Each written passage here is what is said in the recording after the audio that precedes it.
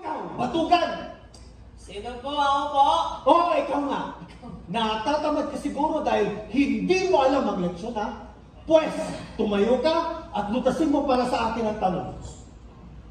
Kung salamin ang rabaw, dapat walang kinalaman sa pagiging salamin ang nasa likod ng rabaw, sapagkat hindi nakakaapekto ang nasa likod sa nasa harap. Tinatanggap mo ba o hindi? Padre, kahit na ano po, kung anong ibig ninyo. Bagot ka na maayos. Hoy, Juanito. Tingnan natin kung malulutas mo para sa akin ang tanong, ha? Hindi ko po tinatanggap ang resulta, Padre. Talaga ba? Pues, para sa'yo, ang makinis na rabaw na siyang salamin. Nakaka-influensya ba sa rabaw ang bagay na nasa likuran? Sabi ng tulong! Aray! Napakain ko talaga! Hoy! Ikaw ang magaling na lalaki.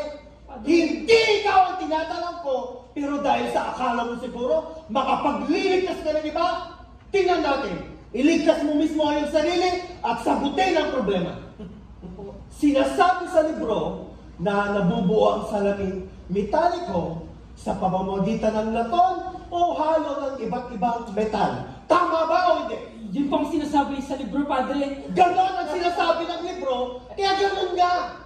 Huwag kang magpakunwaring mas magaling pa kaysa sa libro, ha? Ikaw, paano mo ito may papaliwanag? Magaling na lalaki? Dahil sa ang ibig sabihin po, Padre. Ang ibig sabihin, hindi mo naiintindihan ang leksyon. Espiritu nga ba? Hindi mo naiintindihan, tapos nagtuturo ka sa katabi. Hindi po. Ano pangalan mo? Placido Penitente po. Placido Penitente. Pues, dahil sa mahilig kang makipagbulong-bulungan, mas bagay sa'yo ang Placido Bulong. At dahil sa pagkamapagbulong mo, mamarkahan kita ngayon ng 15 di pagpasok na walang dahilan. Labing limang pagliban, Padre. Oo, 15. Kaya kulang ka na lang ng isa para maburak sa listahan. Ano, Padre, apat na ulit sama po ko hindi pumasok at kung kasama na yung lima pala ko sakali. Husto na sa inyo. Ilalagay na isang buwan at sulong. Labas na kwento ko.